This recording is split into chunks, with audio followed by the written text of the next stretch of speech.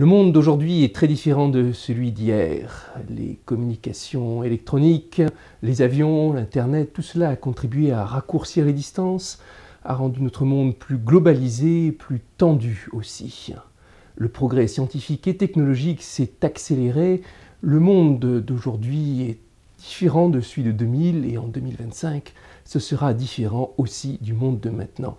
Et c'est pour cela qu'en 2025, nous serons heureux, dans le cadre de l'exposition universelle, d'accueillir les habitants de la planète entière pour leur montrer ce que nous sommes, comment nous nous sommes préparés pour eux, pour rappeler notre histoire, pour échafauder des plans ensemble pour l'avenir. Une occasion qui nous permettra de nous connaître mieux nous-mêmes, de mieux connaître les autres, de préparer des projets, de développer des idées.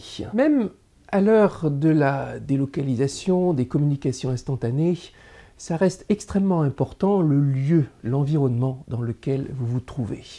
Et c'est pour ça que la ville reste une unité fondamentale du progrès scientifique ou de l'innovation, au même titre qu'une université ou un institut reste un élément fondamental de l'environnement de travail. C'est une problématique que je connais bien en tant que directeur d'institut.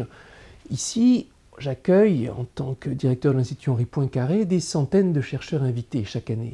L'importance d'un lieu inspiré pour permettre aux chercheurs de réaliser leurs idées, c'est quelque chose qui nous est très cher. Paris, capitale mondiale de la mathématique depuis plusieurs siècles, on trouve nulle part ailleurs dans le monde une telle concentration de mathématiciens de carrure internationale. J'espère bien pouvoir favoriser cette candidature de la France à l'exposition universelle 2025 en représentant un créneau sur lequel Paris s'affirme depuis 250 ans comme un leader mondial.